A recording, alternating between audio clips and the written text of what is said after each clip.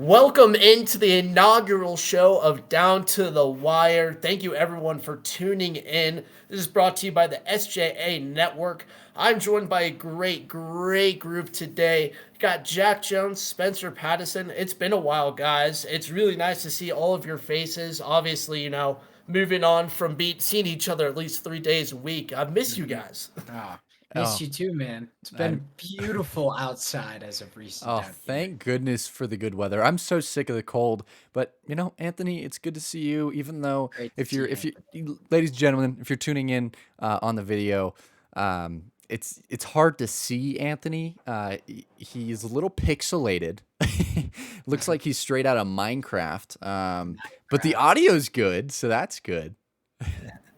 Hey, sorry, living up in Bailey, man, the Wi-Fi, like we have one tower up here. You can get like one provider, so it can be hit or miss. Those Hey, it's all mountains, right. man. It'll be I'm improved working quite with what I soon. could. Hey, once I move, get a little bit better, maybe towards down the hill a little bit. Actually, you can see me, not look like a video game character, but Yeah, no, we'll this make do with past what we have right now. this past weekend I got a little bit inspired by the Masters and I went out and I golfed a little bit. It was Nice. fantastic. I Hopefully, love my avoiding any golf. falling trees. I definitely there was no falling trees on Saturday, but I've realized that I'm not great at golf, but it's fun to get out there. It's Yeah, fun to make an effort. Uh-huh. for You sure. know. Do you consider yourself to the level of like scratch golfer, or maybe like a little bit of work till then? I got a little bit of work to do.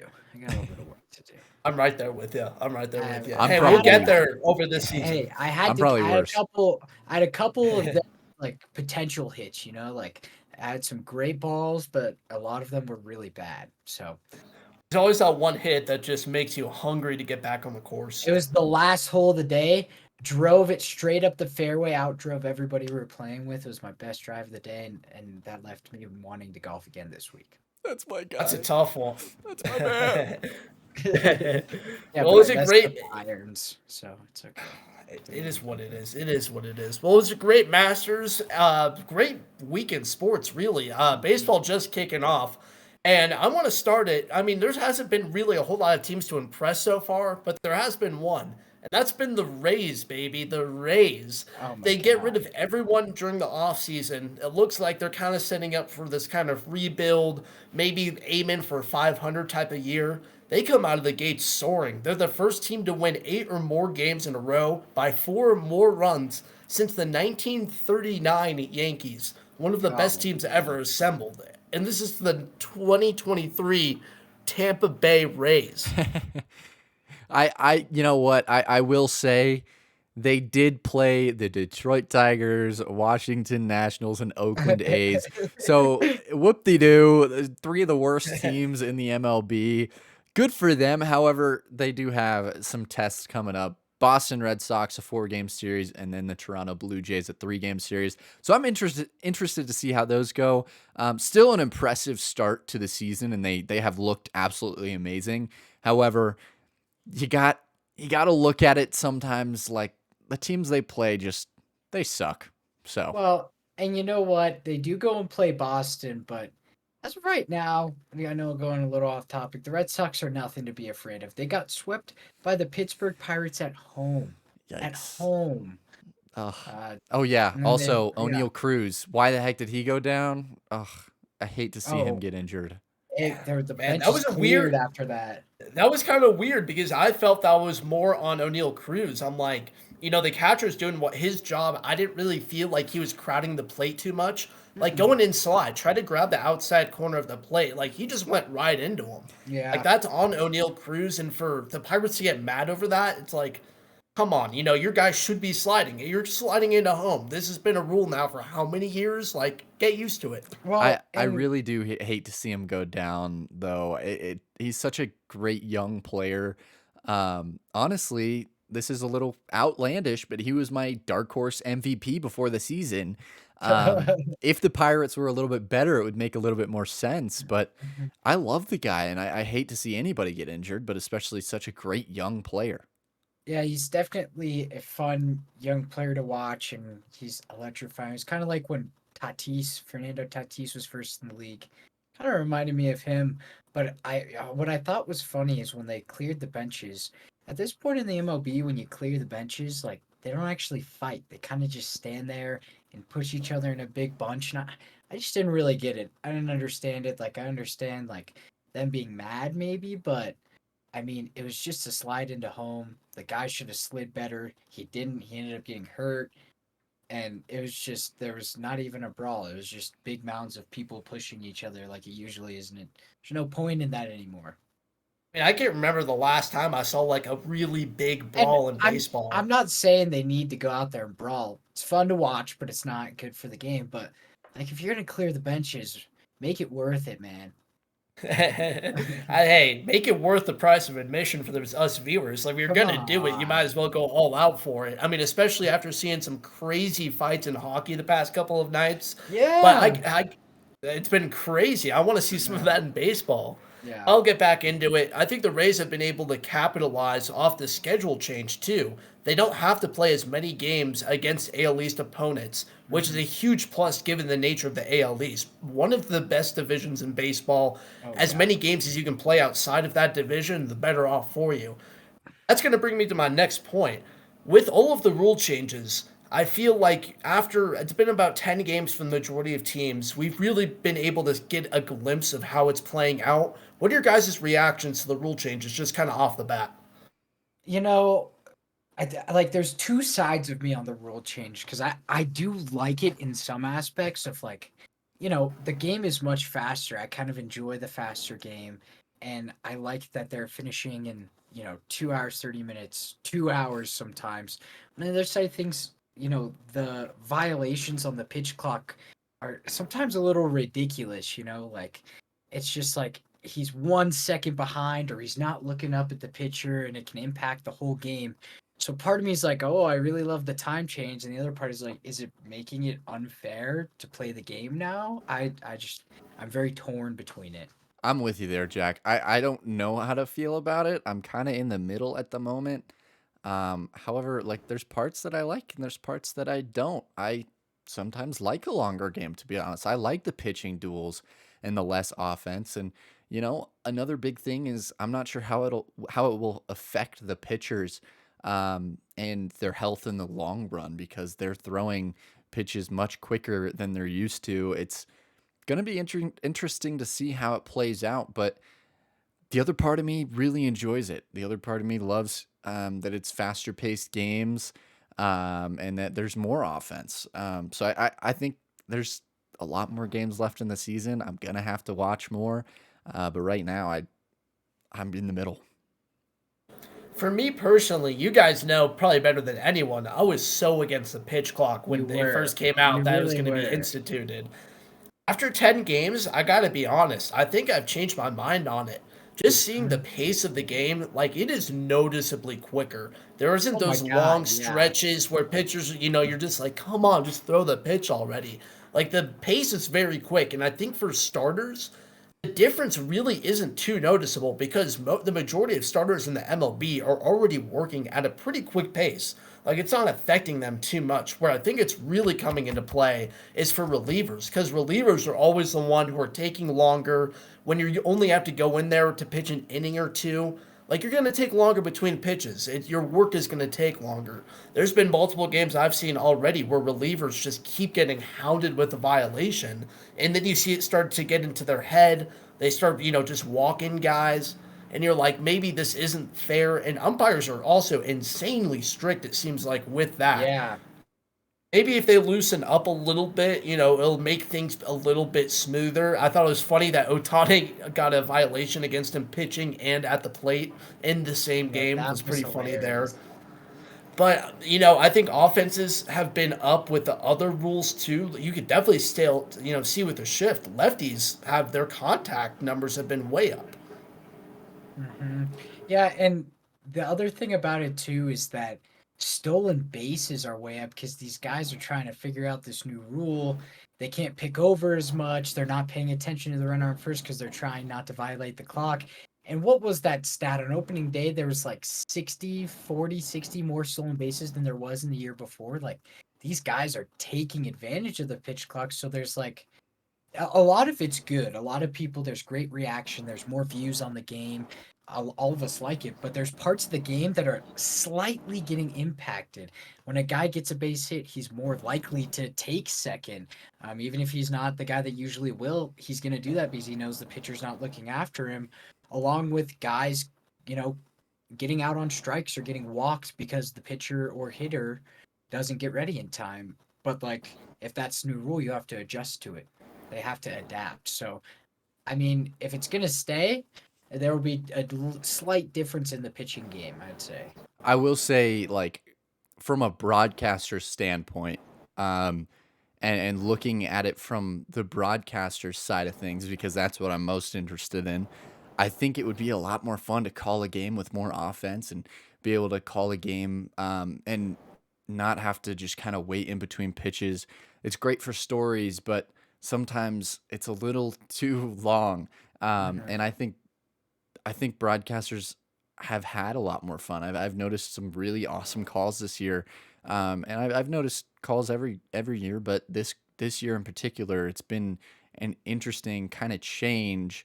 I feel like they go at the game a little differently, and it honestly, I've called a lot of D2 games alongside Jack, and it feels like that, like the pitching does, because D2, they don't have commercial breaks. They get into it right away. The pitches are so quick. I don't even know why, but And they they just don't have a clock, but they just no, they they just go just for it. launch it right away. And it reminds me a lot of that, and being able to call D2 games and then kind of see a similar style of game in the big leagues is kind of interesting. And I feel like I've learned a lot more from watching these games with the pitch clock than I would have last season. To add on to that point, I feel that some of the older broadcasters watching just kind of different broadcasts, different local broadcasts, have had a harder time to adapt to this new pitch clock.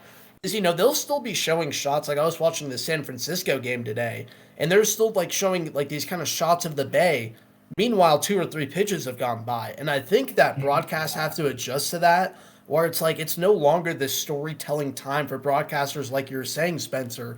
You have to stay on the game. Treat this more like a D2 baseball game or like a basketball game a little bit, just with the pace of it. And I feel like viewers will start to appreciate that time change even more. But that's going to do it for MLB. I'm really excited for this season. I'm going to try to make my way out to a couple Rockies games here soon. Maybe we'll have to get the guys together, go to one, maybe, before school for Jack over there. Oh man, Hmm. I would love to get to an MLB game with you guys, but it is tough when the Rockies just suck so bad. Maybe we'll have to go to a Yankees game for you, Anthony. That Um, one is a high ticket price. I Like just one series of the year.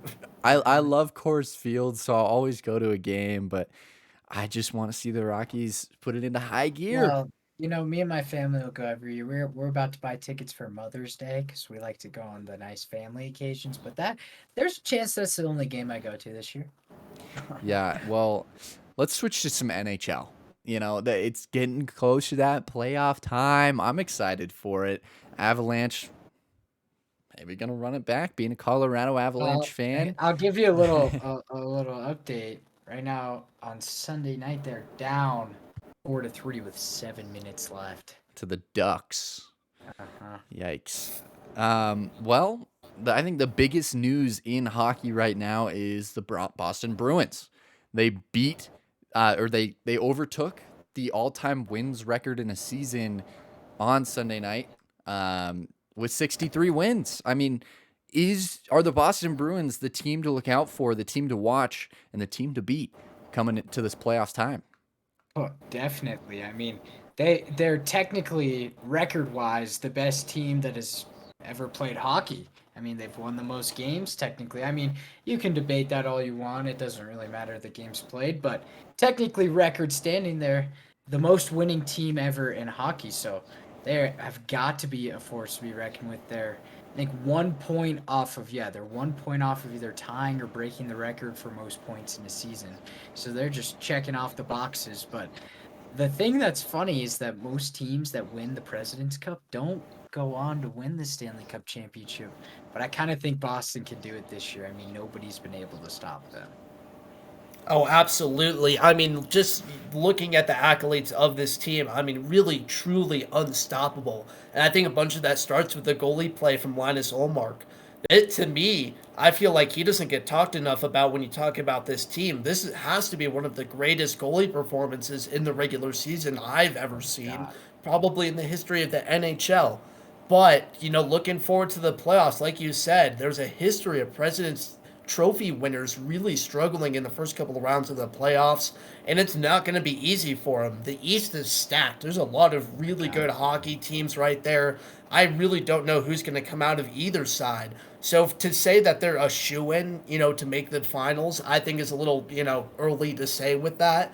But they have to be the favorites on either side to win it all. Hmm. Yeah, Oh, and definitely. if you look at the stats, the stat leaders for goalies, it's all Olmark. He's got most wins in the league, of course. Why would he not? He's got the best save percentage with a .938, which is absurd. I mean, come on. And then he's got the best goals against average with a 1.89. You can't get better than this guy. And I think the goalie, it's just like baseball. The pitcher is the most important player on the field, and I think it's pretty obvious the goalie is the most important player on the ice. And Olmark just proven that, but you can't forget about David Pastrnak either. Second most goals in the league, behind, of course, the soon-to-be Hart Trophy winner Connor McDavid, having himself a heck of a season. But Pastrnak, he's just that guy. But what are our thoughts on Connor McDavid? Dude, you don't see a season like Connor McDavid's very much. 150 plus points. Like that is ridiculous. He like Ian likes to say it, but it's actually so true. He is McJesus. He And literally is. he's got 25 more points than the second person in total points, and that's his teammate, Leon Draisaitl. So, Yeah. They're gonna be a force to be reckoned with in the playoffs this season. That's all we could say. for It's sure. so tough, us being able to watch McKinnon, and especially after the run last year, us wanting to claim that McKinnon is the best player in the league. And unfortunately, I mean, McDavid just overtook that this season. This Oh has my to go god, down as yeah. one of the best seasons of all time. And just Mhm. looking at the Oilers, I think it's just super interesting. They have three guys over 100 points, yet Yeah. overall as a team, they're underperforming. They haven't met standards all year. Seems like they're able to rack up a couple of wins and then just keep going on losing streaks. So, maybe it comes around to playoff time, that offense can start overpowering teams. But great, great season for McDavid. Like Jack said, over 150 points is just ridiculous. Video game numbers. Mhm. It's like he's playing a my career NHL out there. Like somebody's just working him on the Xbox because people just don't do that much anymore. That's a good point. I used to always play my career on NHL. Did you guys play on rookie just to score as many goals as you Oh yeah. possibly could? Oh yeah. Because NHL is one of the harder sports games in my opinion. Yeah. So of course, yes, I did. I And you'd did. always have like those couple of moves that you would go to every time that you're near Yeah. the goal, and it would just work like Uh-huh. Like 95% of the magic, time. dude. Dude, Oh, I it would was get called up awesome. so quick because I would just score like 15 goals a game. No assists, of course. Got to take it Yeah. myself. No, And whenever no. the coach would tell me to get back uh on the Defense? bench, Oh. um I wouldn't do that. I'd score some more goals. The I guy's love probably super tired. NHL, one of the best games there is. Definitely. But looking towards the playoffs, who's your sleeper team? Man, that's tough. I think there's because you look at the really top dogs, and it's kind of just Boston sitting up there by themselves. Because the rest of the teams are pretty even, I would say, especially when you look over at the West. I mean, you have Vegas on top with Edmonton, Colorado, Dallas, all these teams in there, Minnesota. So it's really a toss up. I don't know. I know I'm talking about all that, but you're gonna have to come back to me. I personally I like the Florida Panthers. They haven't clinched yet, but they haven't had the most amazing season. But Matthew Kachuk, he is a phenomenal player, exciting to watch, and even over goaltending, you guys are gonna have to help me out with this team name. I think Sergey Bobrovsky. I that's the You know, best I got. that's He's close not enough. a terrible goalie by any means. Played 50 games, 24 wins, 20 losses, which is tough. However, he did have a 901 save percentage. He's definitely a guy to look out for in this postseason. I like the Panthers. I've figured mine out, and Anthony, I think you're going to be happy with what I have to say. I have the Rangers that could. I know I said Boston could win it all, but I think the Rangers could sneak up there and make it to the finals, make a little run for themselves. They got a talented team. Getting Kane on the trade deadline was humongous for them. So watch out for the New York Rangers. They're sneaky this year, but I think they're really going to make a splash. I also have to say the Rangers, and I hate the bias here because, as I'm wearing the Yankees jersey, I have the Yankees hat on, and now making my pick for the New York Rangers. But I really do think that this team could be a sleeper. I think just with the depth, you have Zibanejad, you guys have guys like Panarin on that top line. But then also in those second and third lines, you have guys like Capo Caco. You have guys like Philippe Chatel, like some really good younger talent that has been known to shine. They shined last playoffs, and I think they can really replicate that. I know Shishkin has been a little shaky, hasn't quite been the season as last year, but I think he's finally starting to find a groove. And we all know for NHL goalies, they just need to find a little bit of a hot stretch, and teams can run with that through a postseason. Yeah, and you obviously can't forget about the Lightning and Vasilevsky. Don't sleep on the Lightning. Seriously, Hey, they've been so good the past few years. yeah, it's It'd like be a mistake too. trying to bet against Tom Brady, Like Right. they've been there the past 3 years. Like who's saying they couldn't do it again?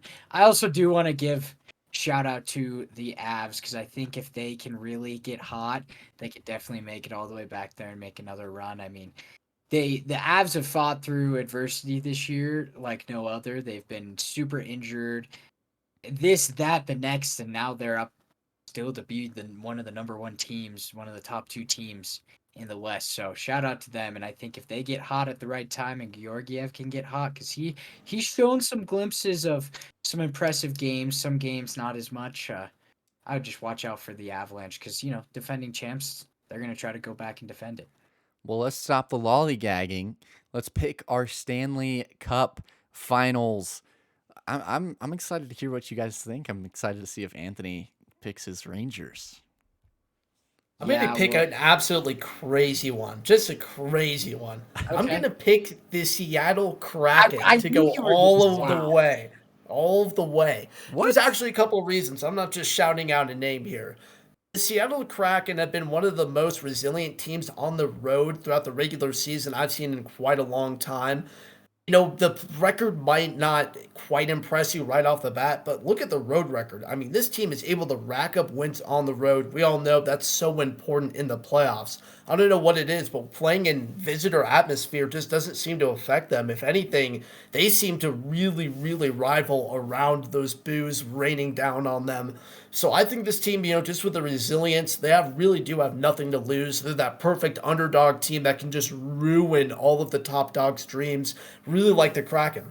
Well, and an example of that's really important. Just looking back to last year and the Avs run, they won more games on the road than they did at home. They lost more of their games at home than they did because I remember they had the chance to secure the cup at home and they couldn't do it, and they had to go secure it and at the Lightning. So you can see how important that can be. Like winning games on the road in a playoff series is huge. It gives you such an advantage to win. But I'll go into mine real quick. I gotta go with the Avs. That's Colorado boy, Colorado team. They're looking good to end the year right now. I think McKinnon and Rantanen are really hitting their strides. Rantanen, he's gonna get over 100 points this season as he does that on Sunday night. So they got two 100-point goal scorers. Uh, and they're defending champs, so I'm gonna say they're gonna go back. I'm having a tough time between my Rangers pick and Boston because Boston feels so hard to bet against. And I don't know. I think Boston will go back. I think they'll go up this year and at least make it to the finals. And I mean, got to pick the Avalanche to win, upset the best team record wise. So that's me. I like your pick, Jack. Anthony, not so much. The Kraken right now at plus 4,000 to win the Wow. Stanley Cup. And then you better put some money down on that. I know you Yeah. can't, but Yeah, like 30 cents. yeah. 30 cents probably win you, I don't know, 4 grand or something crazy. Probably The a couple months rent right there. Yeah, right there. Yeah, right. The Colorado Avalanche sitting at number 2, plus 700 to run it back, and the Bruins at plus 360. My pick, I gotta stick with you to make it to the finals. The Boston Bruins. I think they're just too good. Everything about their team absolutely mind blowing. They've had a heck of a season. You can't not pick them. And I think they're not going to choke in the postseason. So I think they will make it to the Stanley Cup Finals. However, I think they're going to get upset. And the team to do it, or I guess really the player to do it, Connor McDavid, I think the Oilers are going to take it home. They're sitting at plus 1,100 right now. I really like the Oilers. I think Connor McDavid is going to have a heck of a playoff run. Yeah. Fair enough, dude. 151 points. It's hard to bet against him. I mean, by far the deadliest offense going into the playoffs. That's a hard one to go against. If their defense and the goaltending can figure it out, I think they could be deadly. Yeah, they just got to pick it up there. Well, Jack, take us into some NBA. Yeah, so today, Sunday night, last day of the NBA. And everybody's finally set. We've been waiting for this Western Conference for just a little bit, but now, finally, every playoff position is set. And today, we're just going to go through a little bit about the play-in. Will they survive the play-in or not? We're going to go through each matchup, and I kind of want to hear you guys' thoughts on each team and how you think they're going to do. So we're going to start. Well, first I'll name all the matchups to you. There's at the 9-10 in the Eastern Conference, it's Toronto versus Chicago. 7-8 in the Eastern Conference, Miami versus Atlanta. In the Western Conference, 9-10 is New Orleans versus Oklahoma City. And 7-8 is Lakers versus Timberwolves. So we're going to start at the 9-10 in the Eastern Conference with Toronto versus Chicago. I want to hear what your guys' thoughts on that and if either of these teams are going to make it out of the play-in. I think both these teams have just looked meh this year. I had high hopes for the Raptors. I had better hopes for the Bulls for sure. Zach LaVine. I just think the Bulls have really been struggling. Caruso, Lonzo Ball, Zach LaVine, DeMar DeRozan have just not put it together. So I don't think the Bulls win this one. I think the Raptors take it strictly because Siakam and Van Vliet. But even then, after that, I don't think that the Raptors have any chance at all. They just haven't looked that great. Yeah, Think I see you there. Anthony, go ahead. That's a good point. I think that I just don't think Chicago has what it takes inside to compete with Toronto. I mean, like you're saying, you have Siakam, you have Precious Achua inside too. I mean, it's a really big roster. Plus, you have perimeter shooting with Van Fleet. I don't think that the Bulls defense can keep up with them. Pace wise as well. I mean, the Bulls are very slow offensively. They've just been plagued with injuries all year. Lonzo couldn't get on the court, really played by that knee injury. I really do hope he comes back at some point, and is healthy again because the strides he made before the injury was really, really groundbreaking, completely fixing his shot. But, they will put up a fight. But like I said, I think they're just going to get out rebounded. They're going to get outscored. And I think they're going to be a quick exit. Yeah, I totally agree with you guys. I mean, this Bulls team has just been disappointing this year. Zach LaVine, he did his thing. You kind of maybe expected a couple more points per game out of him. Same thing with DeMar DeRozan. I mean, both of them sitting at just under 25 points a game. I know that's a good clip, but they're both 27 to 30 point a game averages in their past career. So you would expect more out of those guys. Vucevic, you're hoping to pass that 20 point a game mark. He's sitting at just around 18. I mean, the Bulls overall this year have just been disappointing. They really haven't been impressive at all. They weren't having any of those games like we saw in the 2022 season. The addition of Patrick Beverly really didn't do a whole lot for them. So I totally have the Raptors coming out of this one. I mean, the Raptors, I don't think they're going to make a big splash, but they're still a sneaky good team. You have Siakam, who is a way better player than people like to acknowledge. Van Vliet, great spot up shooter. Gary Trent Jr., he really took his strides in Toronto. Ananobi's taking his strides. Barnes in his second year. Patel is, he's a solid, solid center. So I think this is a very solid team and definitely just kind of blowing the Bulls out of the water.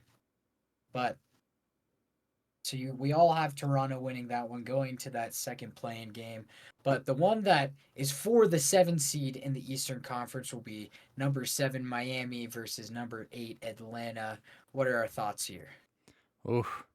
I mean, I like this matchup a lot. I think Miami is an interesting team. They have a lot of interesting players. Jimmy Butler, he's clutch. He can get it done whenever. And game by game, it'll be. I think it'll be a close one, but I will go with the Hawks. I think DeJounte Murray and Trey Young and John Collins can get it done. Again, I think the top 6 Eastern teams are just a little bit too good for the Hawks to move any further than that. But I just think Trey Young's going to go off for sure. I got to go against you there, Spencer. I just don't see the Hawks beating the Heat in this one. I haven't been impressed by the Hawks all year. I mean, on paper, they should have been better. They should have been a top 4 team in the East. It doesn't make sense to me how a Trey Young, DeJounte Murray backcourt doesn't seem to work out. I think a bunch of that is on the defensive end. Both guys obviously are weapons offensively. They share the ball, maybe not to the level that you would anticipate bringing over a guy like DeJounte, but it's still good enough to be winning more games than they did win. The Heat, on the other hand, I do think that guys like Jimmy Butler and Bam Adebayo really have a force inside, and then Tyler Hero really backing them up in the shooting game. I really like the Heat in this one, but whenever these two teams play, it seems over the past 2-3 seasons, it's really, really good games. I mean, it really doesn't seem to be a game that's decided by more than 5. This is going to be my game of the plan. I'm getting ready for some fireworks for this one, but I think the Heat are going to overtake them in a close one. Yeah, I also agree with Anthony. I think that the Hawks they were supposed to have this great season, maybe jump into that top 6. They weren't going to be a top 3 team in the East, but they were supposed to be better with this addition of DeJounte Murray. You're thinking, oh, Trey Young and DeJounte Murray, how is that not going to work? And then it kind of didn't. It kind of did some nights. Um, and the Miami Heat, of course, in my mind, have kind of been disappointing as well, as they've been one of the top teams in the East for the past couple of years. I mean, look back to 2020, they're in the finals, and I don't know what's happened since then, but they've really kind of dropped down each and every year. I still think Miami's, their roster's more talented. You have Jimmy with Bam and Tyler Hero backing him up, and then you got key pieces who are Max Struss, Kyle Lowry, Victor Oladipo. And I know those guys haven't been as good as they've been in their past careers, but they work decently well as role players, and they have a pretty solid starting 5. So I'd probably give the edge to Miami. But like Anthony said, I think it's going to be a shootout, and I do think if Trey Young and DeJounte go off together, that the Hawks could take it. I just don't see it happening though. And so that would leave me and Anthony with Chicago versus Atlanta, and you with Miami versus or not Atlanta, Toronto. Yeah, I like the Raptors to beat the Hawks for sure. The Raptors are just the most well-rounded team probably in the East play-in. So I think that they can beat the Hawks. And honestly, there's not much else to it. Yeah, I know. I totally agree with you. I just think the Raptors are they're always solid. They're always gonna win a couple games in the playoffs, and when they get to the first round, they might be an exit playing a team like the Bucks. But I feel like every year we always see the Bucks versus the Raptors. I don't know why. It just seems to happen every year. Toronto might win a game, but I definitely think they're gonna beat the Hawks. The Hawks they kind of choke. Trey Young kind of chokes, and that team has kind of been choking. So I don't see them making out of the play. And my 2 playing teams are Toronto and Miami. Yeah, Toronto and Miami, I just feel it's going to be the clear winners in the plan.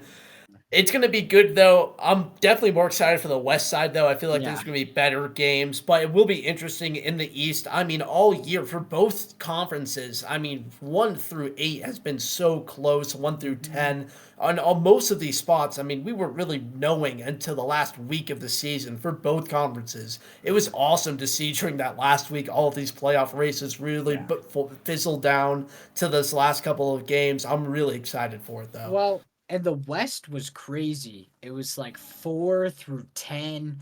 All could move depending on how it ended. And then, we finally got it solidified yesterday, I'd say, or maybe the day before that. But today we got even like 2 or 3 more solidified in. So the West has been crazy. And I wanna move over to that because I feel like there's a lot more to talk about there. These games in my mind are a lot closer, maybe a lot more entertaining to me because of how close the run was. But we got 9-10 New Orleans Pelicans versus Oklahoma City Thunder. What do you guys think? Because I have an opinion about this one for sure. I love this matchup. Seriously, the Thunder being a super young team. Everybody thought they weren't going to make it. They were in the Wenbenyama tank race, and they made the play-in. They barely made it, however, they did, and a lot of that has to do with Shea Gillis-Alexander. Absolutely phenomenal season. But I really like Josh Giddey. I would have loved to see Chet Holmgren in there and see how he would have played for them. However, Lou Dort, another guy, one of the best defenders in the league. Honestly, in my opinion, the best defending guard in the league. That might be crazy, but I love the guy. I think I was upset when the Nuggets didn't try to go at him while he's still young, but I think the Pelicans have one of the better teams in the Western Conference when healthy. Honestly, I'm not even sure how their health situation is going. Do any of you guys know about any of their health situation? I still don't know when Zion's coming back, but I don't think he'll be in for basically, the play-in. yeah, basically the rest of the team is back. Okay, so yeah, he's been ruled out for the play-in tournament, and same with Jose Alvarado. He's been out for a few weeks. I don't think Alvarado has too much of a pull in that. However, I said earlier in the season, one of the biggest threats to the Nuggets is the Pelicans. I think that they are a phenomenal team. I think Brandon Ingram, a great player. CJ McCollum works with Brandon Ingram perfectly. Herb Jones being such a young and great defender. I love Alvarado, but I think without Zion Williamson, it's going to be a little bit more of a trouble. However, I think the Pelicans take the win over the Thunder.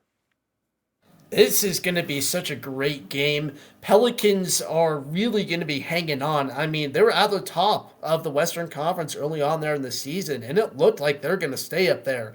Obviously, with the big injury to Zion, the dude just can't stay on the court. Been that way his entire career. They slipped down there, and now we're in the play-in. I think it's going to be a lot of pressure offensively on Ingram and McCollum. I mean, they're really going to have to carry this team in the points category. And if one of them are having an off night, I find it very tough for this team to win. And just taking a look at the other side, I mean, they just have so many weapons. OKC has a lot of great facilitators too. Josh Giddey is a great playmaker for that team, and he can really direct traffic with the best of them. I mean, that's why even though he doesn't have a lot of athletic ability, he still racks up triple doubles. He racks up assists. He's really good, has really good fundamentals, and a great basketball IQ. I think that just with the momentum that they built up here over the past month or so, I think it's just going to be too much for the Pelicans. I like OKC to move on. Yeah, I agree with Anthony, but I do think it's going to be a really good game. I just think what's been proven over the end of the NBA season is that the Pelicans need Zion to fully be successful. They are a very successful team with Zion because he's a generational talent. He's somebody that carries a team in a sense and makes other players around him better. So I think not having Zion's going to be really tough for them. And this Oklahoma City team, I mean, they remind me a lot of the Nuggets, like 7 years ago or 5, 6 years ago when they were not great. They hadn't been great for a while, but they drafted a lot of players, and these players weren't great just yet. Maybe one of them's getting great, but they're all developing together. And this team's going to be really, I think they're going to be really something special in just a couple years, especially led by Shea. I mean, he, man, he could win most improved player this year. He had a ridiculous season, 31 points a game. Who thought that Shea Gilgeous-Alexander was going to average 30 plus points a game?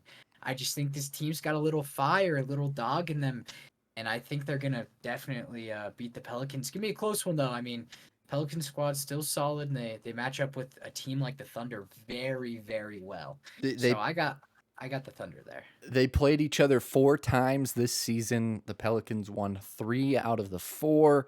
The first many 2 have were sorry. How many of those games was Zion healthy? I'm not exactly sure, but I'm assuming the first 2 at least, because they were in 2022 right at the end there, where the Pelicans won, but they won by 4 in the first game and 3 in the second game, and then in the third game was February, so I'm assuming I think it was maybe Zion out by was then. not in at that point, but they only won by 3. And then the most recent game was March 11th, where the Thunder won by 14 points. They won 110-96. So that could be a little bit of an interesting thing going into it. But Yeah. again, it's one game, one and done. We'll see how it goes. That's the exciting part about it. Is it's like, hey, this is for the rest of the year. Play one game here, folks. Yeah. Unlike the 9 and 10, the 7 and 8 get a little bit of some leeway because in the normal playoff, bracket, they both would have made it in, so they get one loss here. But this is my matchup of the play-in, and this is the Lakers and the Timberwolves. And on Sunday afternoon when the Timberwolves were playing, we saw a couple of interesting things from them. First off, we have Rudy Gobert punching Kyle Anderson on the bench. Like, not in the locker rooms, not outside the arena, during a timeout on the bench. And then we see Jaden McDaniels break his hand on a wall from punching it. What is going on in Minnesota? It's scary. I mean, you do not want to see your team crumble like this, but No. I think the same thing can be said about the Lakers. I mean, going back more than just, the past couple of days, but the past couple of years, what is going on in LA? And Oh, yeah. I know that that's been all over the media. Their chemistry is atrocious too. Both these teams have so much chemistry issues. It'll be really interesting to see how this one goes. Yeah, definitely. And I mean, as of recent, the Lakers, I mean, it's all people can talk about. The Lakers are winning games. The Lakers are finally winning games. I'm I'm kind of tired of it because they were so bad this season and people are placing them as they're like a 1 seed in the West. They're going to win it all from the 7 seed. I get it. They look better now and they look like they can win some games. But I just really don't think that their chemistry is good enough. I don't think their team's good enough to go back and win another championship with all these stacked teams. Even if they made it through the West, I don't think they're beating the Bucks. I don't think they're beating the Sixers.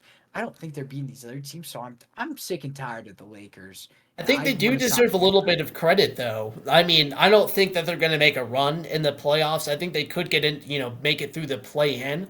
But this team had to struggle. And I mean, we all know how bad Yeah, they started this season. We're making jokes about them. When yeah. they were celebrating in the locker room after winning their first game, after losing like 7, 8 in a row. We're Hmm. making fun of this team. And they struggled through it. They struggled through LeBron deciding to chill in his Calabasas mansion for those couple of months. Yeah. He so graciously woke up and decided to join the team for this playoff push. Thank goodness for the Lakers. Thank you, King James, for bestowing your greatness upon us. Hmm. But still, this team is a force to be reckoned with. Whenever you have guys like LeBron James and Anthony Davis on the court at the same time, they have a shot to win.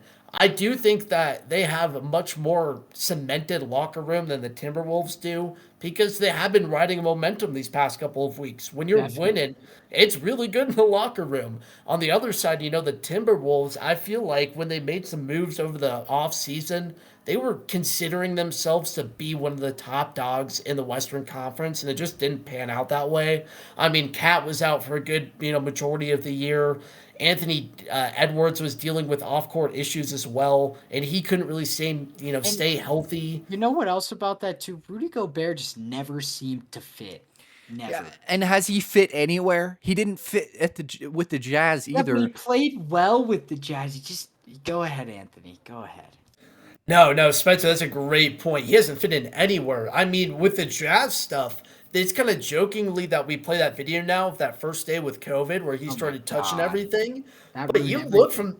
from that day forward, it ruined the chemistry. Like the players in that locker room didn't look at him the same way after that. No. I think he's just one of those characters where he has one of these unique skill sets where he doesn't score a whole lot of points. He's still very good defensively and on boards, but he seems to be. I wouldn't go as far to say a cancer in the locker room, but he's not a positive asset to have in any locker room. No, and I just feel like, especially after today and what we're seeing, it proved to all of us that he's someone you don't want to play with. He's getting sort of, I feel like he's going to get sort of a Kyrie treatment where people are like, I don't know if I want to take this guy because he might ruin the chemistry of our team. I feel like the Timberwolves were almost better last year without him. I mean, that team was kind of starting to thrive, and we thought they were going to improve this year, and they're kind of stuck in a similar situation, which almost in my mind makes me think they're worse because they were supposed to be better this year. I understand injuries to Cat and all that doesn't help them, but having Cat, Rudy Gobert, Anthony Edwards, Tim Conley, this team should be great. So there must be a problem, and I think Rudy Gobert is definitely part of the center of that problem. And Anthony, you said you wouldn't go as far as saying he was cancerous in the locker room. I will say he is cancerous in the locker I room think so too. because if you're gonna punch your own teammate, no, you It should doesn't not. matter what he says to you. Figure it out later. You're on ESPN right now. Like you know that. You know you have kids watching you. You know there's families out there watching you. Like, come on, dude. But it's even like if there's gonna be an argument with your team that bad where you're gonna throw a punch, I mean, come on, suck it up, grow up, be a man, get back on the floor and play basketball. It's ridiculous. That was one of the most absurd things I've ever seen, and it almost happened in the Clippers game too with Bones. And she's loved that about our little Bones. He's getting all angry now. God, I honestly love seeing that. But yeah. So who are you guys picking in this wild game? I got to go with the Lakers. I mean, they've just proven to be the better team over the past month. They don't publicly, at least, have displays of players punching other players from the same team. I'm going to take the Lakers. I think they make it through the play and cement themselves a spot in the first round. I think I'm going to have to disagree strictly because Cat is healthy. And I think the Timberwolves are gonna give Rudy Gobert limited minutes after what happened, and I think that's a good thing for the Timberwolves. And he might not even play at all. If I am the coach of the Timberwolves, you're not playing Rudy. I don't care how big of a game this is. You are not playing because that is strictly not okay. I do think the Lakers just suck. They had a great end of the season, but they have absolutely no depth. They are a team that has struggled all season long and last season through chemistry, injuries, just about everything you can think of. They've struggled with it. The Timberwolves haven't looked great, especially chemistry as of recent, but I just like them a little bit better. Their depth seems to be a little bit stronger, and I think Anthony Edwards and Cat really take over this game in particular. So I like that, Spencer. And before tonight, which is Sunday night, I'm sorry I keep saying tonight. It's just hard to avoid that topic. But um, before the game they played Sunday, right? I would have picked the Timberwolves every day of the week. But because of the punch and because of McDaniels, one of their key depth piece, like that is horrible for them. Broke his hand punching a wall. I just think things are going to be thrown off in Minnesota. I think the Lakers suck too, Spencer. I really do. I went on a tangent about how I'm sick and tired of hearing about them because they're not going to do anything. But they will beat the Timberwolves and get whooped by the Grizzlies. whooped. I think the Grizzlies take them in 5. I just think their hopes and dreams will be dead. But I think the Lakers beat Minnesota, putting Minnesota to that 8 seed. So if we're sitting looking at it now, Spencer, you had the Pelicans versus Minnesota, and then me and Anthony had Oklahoma City versus Minnesota. Is versus there the any Lakers. or the no versus the Lake? No, I had Minnesota. Yours is versus the Lakers. I Oh. keep missing them out in my head because you had Minnesota winning. So yours is versus the Lakers. Yes. Yes. Who do you, Spencer? You go first since yours is a little different. Who do you have coming out for the 8 seed playing the Nuggies? Oh, I think I just got to keep riding with it. The Lakers. Or wait, am I doing Lakers? Yes, Yours is Lakers Pelicans. versus Sorry, Pelicans. I'm a little bit of a brain fart. Lakers Pelicans. I think the Lakers again. They suck. I think they're gonna lose another game. If they lose to the Timberwolves, they're losing to the Pelicans, and I don't think this game's gonna be close. I think the only player that can perform is LeBron, potentially Anthony Davis. So we'll see from that. But I think the Pelicans. I think Brandon Ingram and Valanciunas even. They have a lot of depth over there, and I think that depth is going to beat the Lakers, and I think that's going to be the main thing. And I think we see a Pelicans-Nuggets first-round matchup. Nice. Anthony, you and I have the same Oklahoma City versus the Timberwolves. What are you thinking on this one, man? Well, the matchup might be different than Spencer's, but the outcome's going to be the exact same for me. I think the Pelicans would destroy Minnesota in that series. The Pelicans are just too good of a team.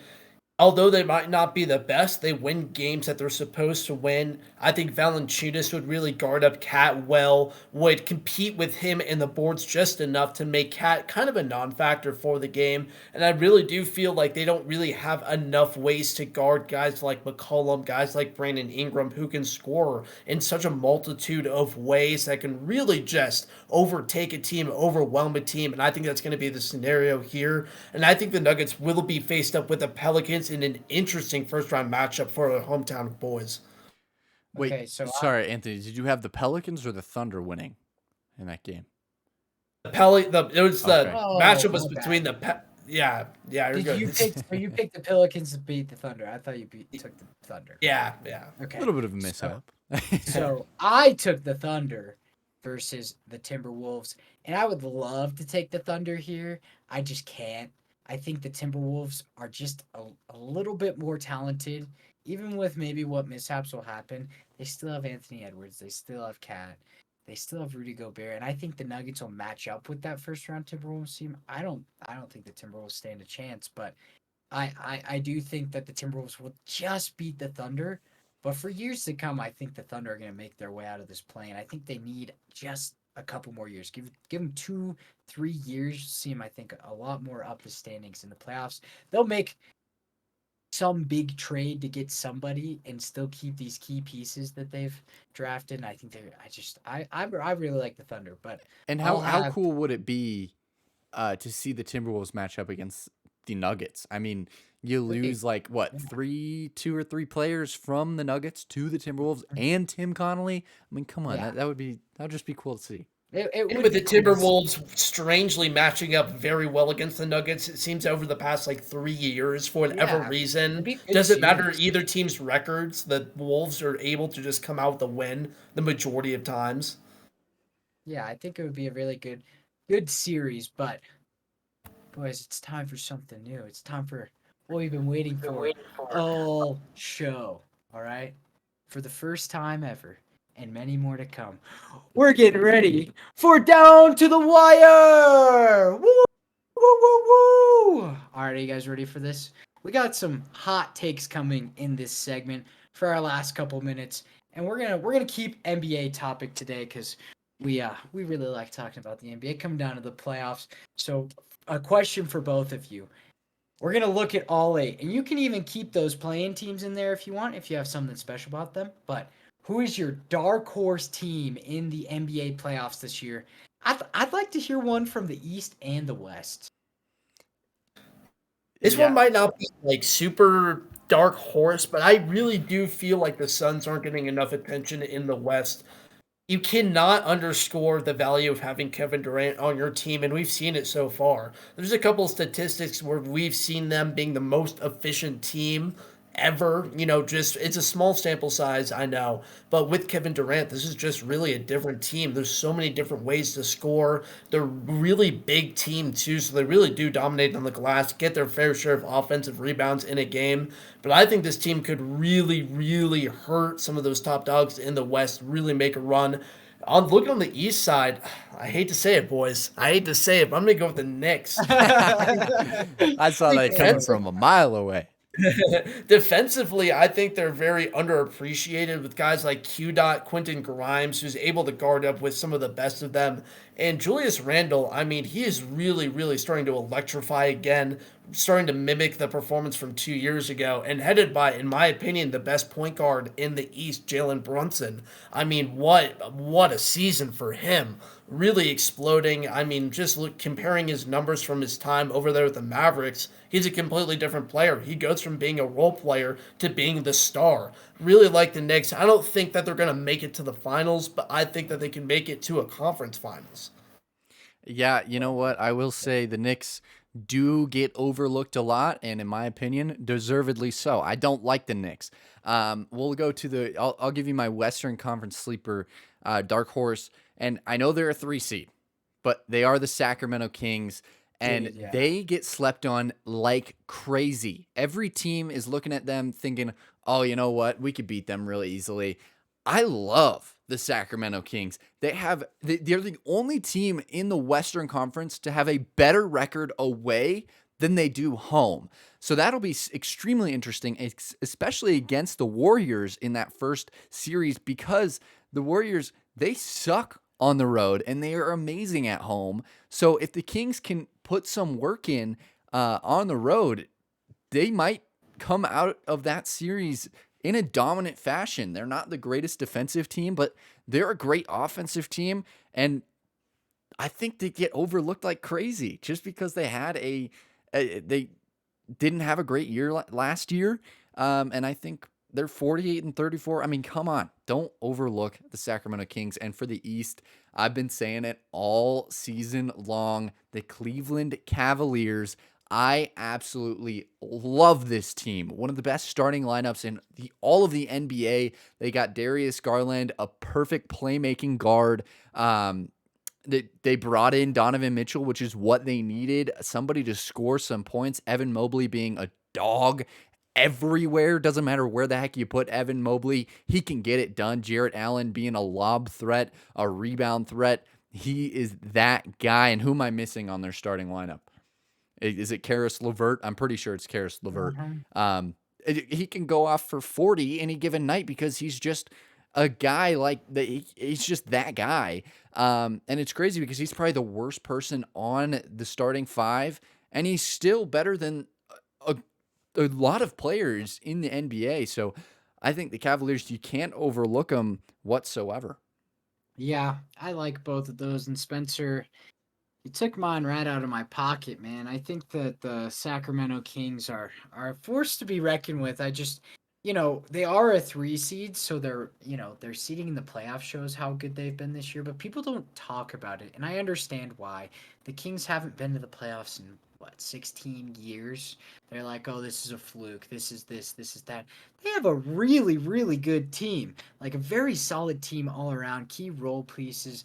Sabonis and Fox leading the way. They got a little Jamal and Jokic vibe, and Fox might even be better than Jamal. So you're looking at a really great combo with a bunch of key role pieces that they've added by drafting a great drafted team.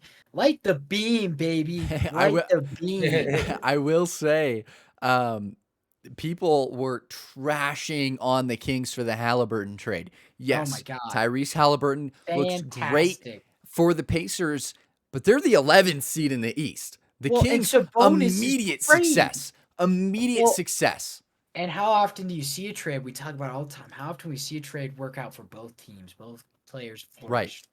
It was awesome. It's one of the best trades, like as each team getting value from it of all time. Oh, Like, for sure. oh man, they'll talk about that trade forever and ever. But in the East, man, see, I'm struggling with both of your guys' picks because I think whoever wins that series is going to be the dark horse. But I think that series goes to 7, and the Cleveland Cavaliers versus the New York Knicks. First series in the playoffs, man. I'm going to be tuning into that every night I can because it's going to be fantastic. Jalen Brunson versus Donovan Mitchell. Like who Oh, doesn't want to watch that? it's Oh, gonna be great. it's going to be awesome. And for you, Anthony, I do hope the Knicks can pull it out. The Cavaliers are so good too. So I'm having a really tough time choosing between these two teams, but they're truly the dark horse matchup here in the East. I mean, whoever wins that series goes to play. I think they'd go to play Boston, right? Or is it the Bucks team? It's the Bucks. The The Bucks. Bucks. Either the Whoever Bucks or goes, whatever play-in team, which well, it's the whatever Bucks. plan, which we'd imagine it'd be the Bucks.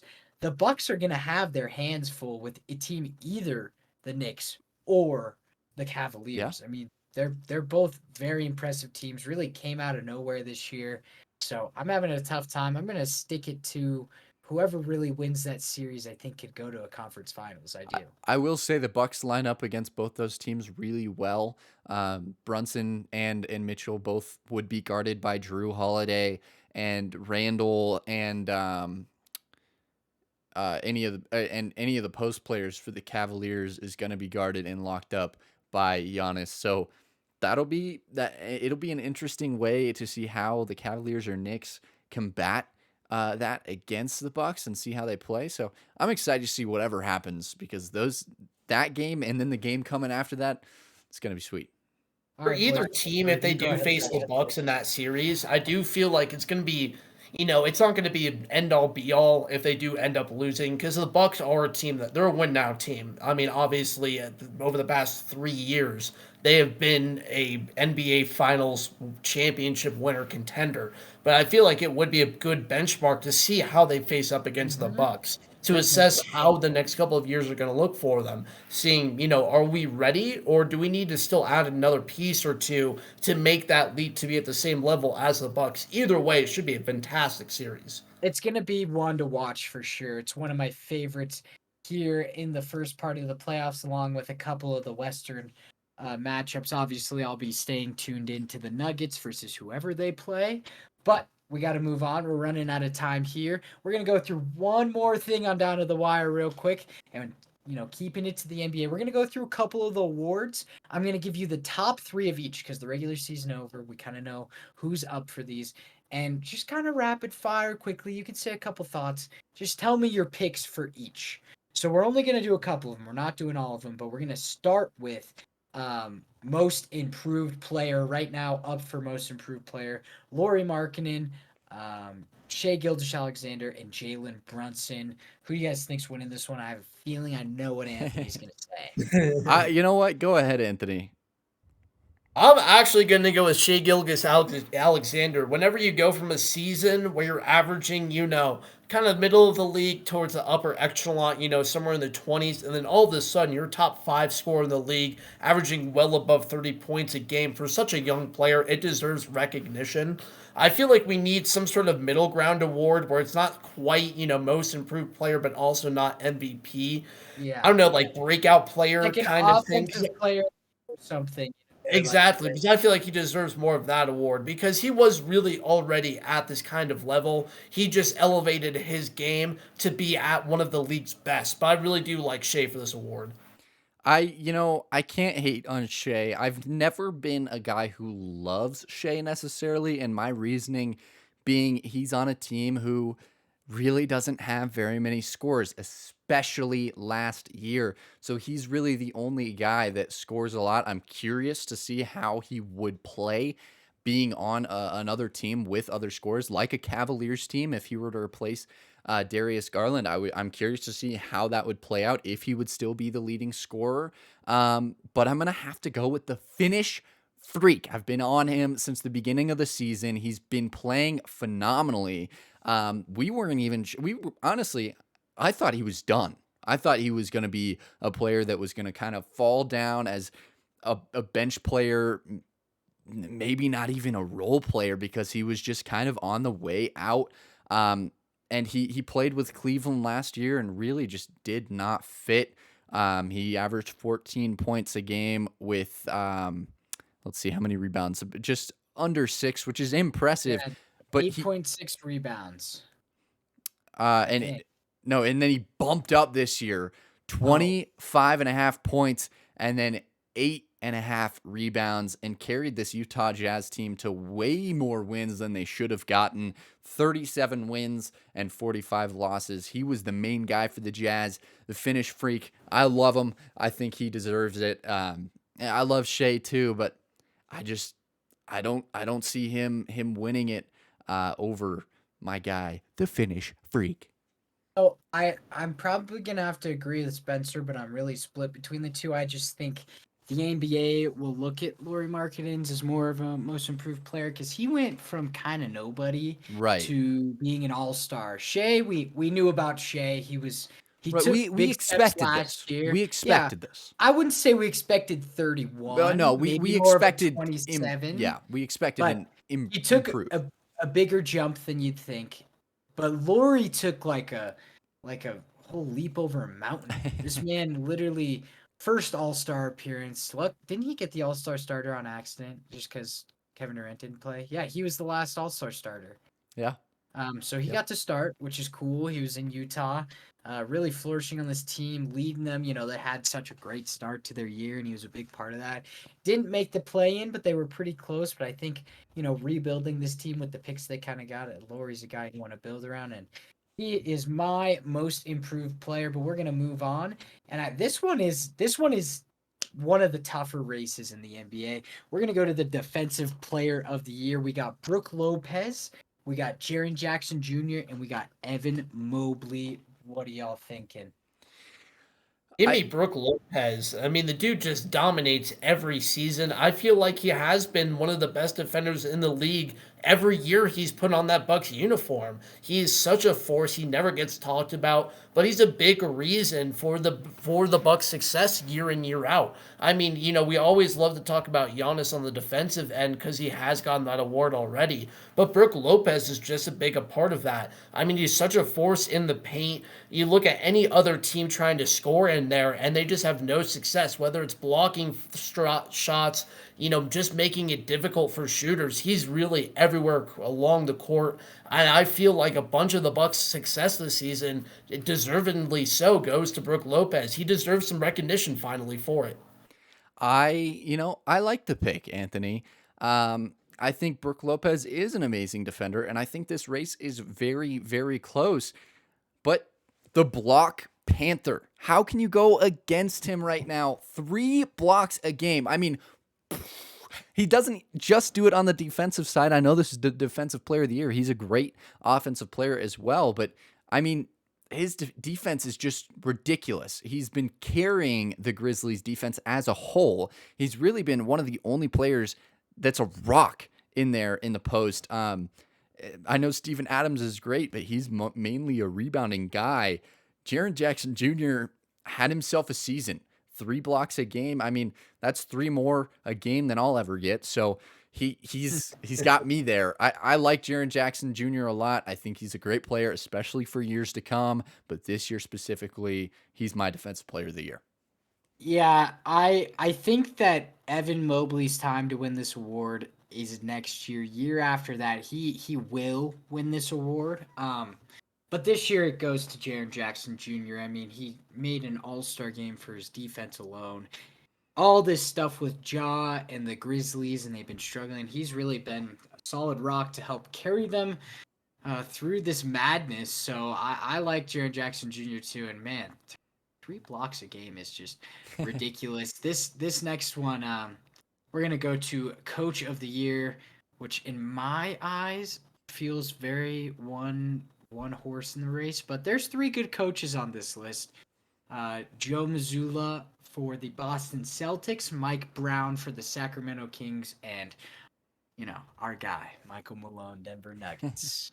Yeah, There's only one this question. If you think it's something else, then you're absolutely crazy. You might be mentally ill. You should probably go check with your therapist because you need a session.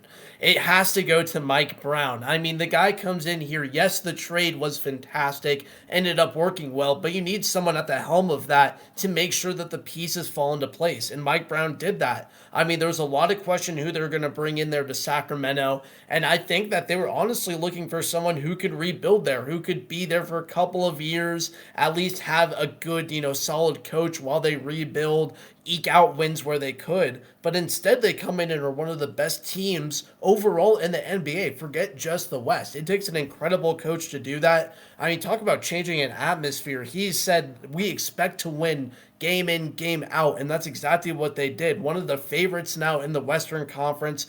A tough first round matchup between the Warriors, but I mean, all of the credit goes to Mike Brown. Yeah, looking at the top 3 on the betting odds, there's number 3, Michael Malone, plus 300. And then the surprise, Mike Brown's at plus 250. And Joe Mazzulla is at plus 175, a first-year head coach. However, I hate it. I hate that that's the thing because Joe Mazzulla, he came into a team who just went to the NBA Finals, has proven themselves one of the best teams in the league. It's not like they had to fire the coach before him. Not going to get into that. He does not deserve to be on the top of this. And same with Michael Malone. He has a proven team. And honestly, if the Nuggets can't make it out of the first, maybe even second round, he's on the hot seat. He might get booted out of the locker room. Mike Brown is the only coach to look at. You cannot give the award to anybody else. The Kings were dirt. They were in the Wembanyama race before this season. You got to give it to him. He brought this team from zero to hero. Sabonis, Fox, he made it work like no other. Light that beam, baby. Mike Brown for NBA Coach of the Year. I mean, yeah. We can leave it at what you guys said. I think that you got to give a little more credit to Mazzulla because I know he had a stacked roster, but first-year head coach just coming into this thing, didn't really have a lot of experience in the past.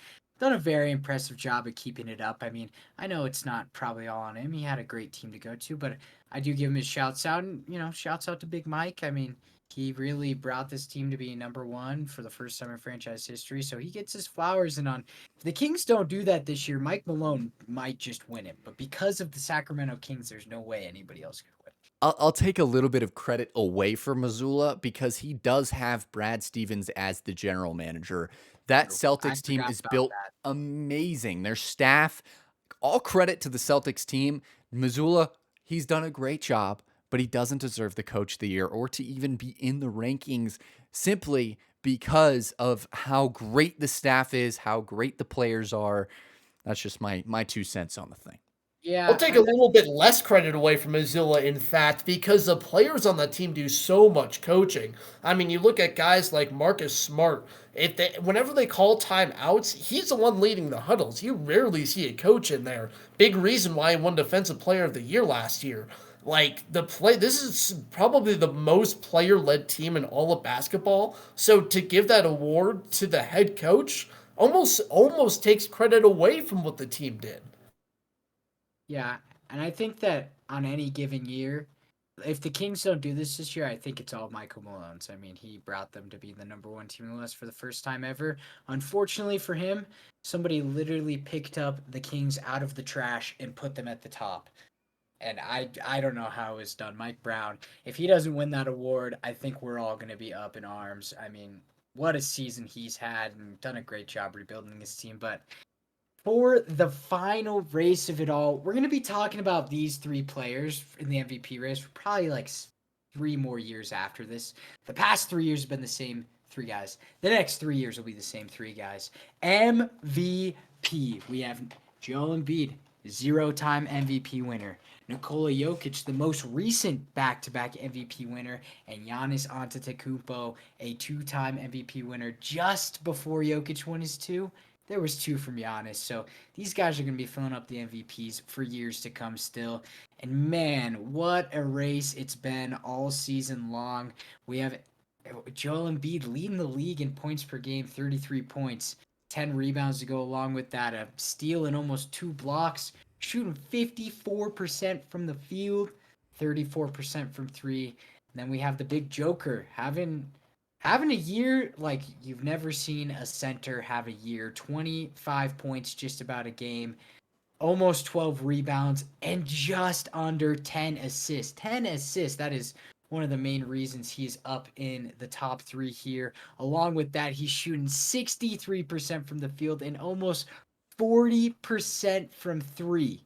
This guy is incredibly valuable. I have a slight bias to my Denver guy, but he's an incredible talent. Then we got Giannis Antetokounmpo, who brings it every single season. 31 points, almost 6 assists, almost 12 rebounds, almost a steal and almost a block, shooting 55% from the field. His team's number 1 in the East. The Jokic and the Nuggets are number 1 in the West. Joel Embiid and the Sixers are 3rd in the East. What are you guys thinking about this race as it's coming to an end? I have plenty of thoughts, and I am completely biased. I will say that. However, I'm going to back it up. I have Jokic, and I'll start out with that. And I find it ridiculous that the odds right now are Giannis plus 800, Jokic plus 700, and Embiid minus 600. This voters fatigue gotta go. Best player, most valuable player each season. It's got to be like that. I'm not sure if you guys like or know Basketball Reference. I absolutely love Basketball Reference, and they have this amazing thing called the MVP tracker. And they go strictly statistically, strictly, no eye test, no nothing. The probability of Joel Embiid to win the MVP is closer to Giannis than it is to Jokic. 14.9%, Giannis 9.9%, Nikola Jokic 56.5% chance of winning the MVP. That alone might not do it for you, but the eye test will in fact. Jokic literally 0.2 assists away from averaging a triple-double.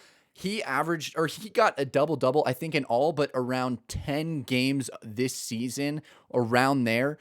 He is that guy. He will be that guy for years to come. And this season, he should be the MVP, and it's not even close. I'm honestly kind of tired of talking about this because it's been so back and forth, and I feel like for actual basketball fans, not your casual fan, but for people who know the game of basketball, they all know that it should be Jokic, but it's not going to be. It sucks to say, it's just not going to be. I don't know what it would take for a player to win 3 in a row. I just don't think it's a possibility. I don't think it will ever happen again. And if it does happen again, then the voters should feel shameful that they didn't pick Joker in this cycle. Whatever it is, there's so many opportunities for the betting odds to go back. When Joel set out against the Nuggets, to me, was like the clear sign, like you're not even going to play for the matchup that should decide it. Also, when you take a look at leadership, I mean, you take a look at what Jokic is being able to do. He's a fantastic leader, and he has nothing but great words to say about his, competitor.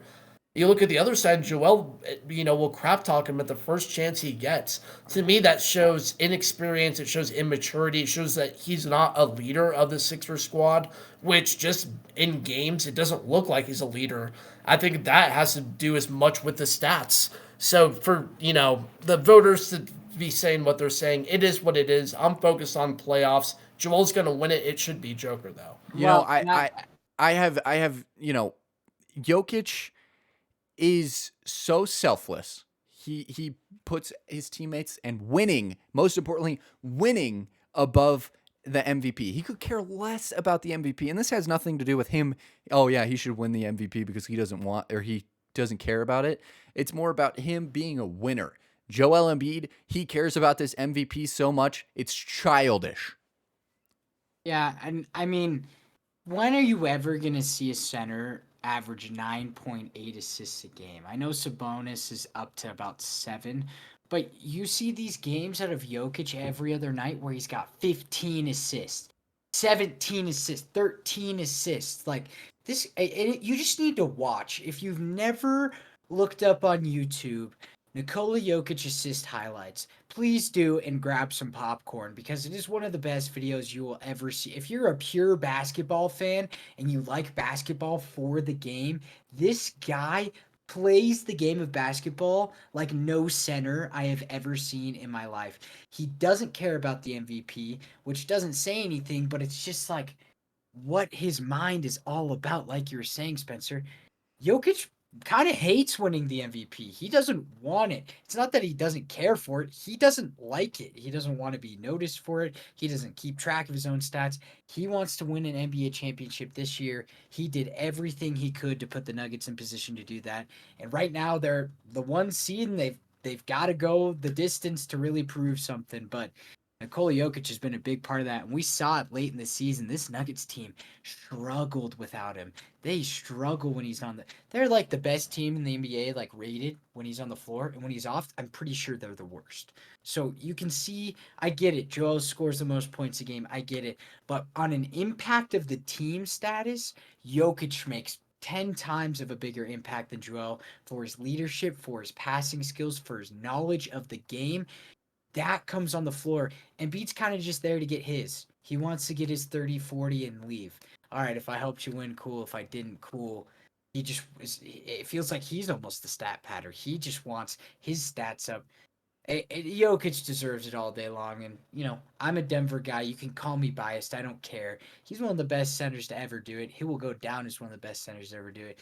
Jokic should win it, but oh, we all know ESPN wants to make this narrative that Joel Embiid should win it, and now everybody believes it, and now Embiid's gonna win it. So better luck next year, Nicola. We love you, baby.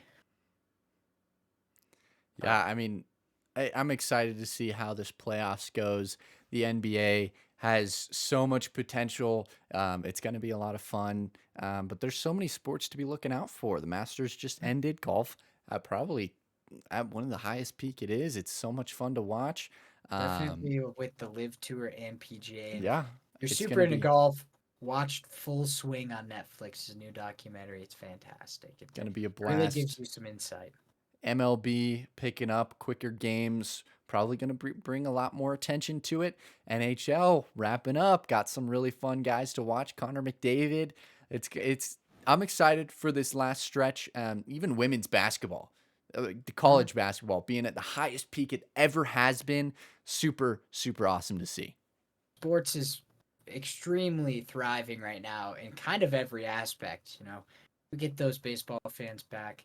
NBA's hitting the playoffs, and people are excited because it feels like there's new teams up in the races. NHL coming back. You got one of the best teams to ever take the ice going into the playoff run. Can the Avs defend their championship? Can McDavid and the boys 151 and 124 go and do something in the playoffs? It's a very exciting time to be a sports fan, and we're glad to talk to you guys about it. We're glad if any of y'all are listening and tuning in. But this has been Down to the Wire, presented to you by the SJA Network. Go follow us on our Twitter at SJA Network, and go subscribe to us on our YouTube channel if you haven't already. But it's been nice talking to you, fellas. Anthony Hirsch right here with the nice Yankees hat. Got Spencer Patterson looking all dapper in his nice shirt.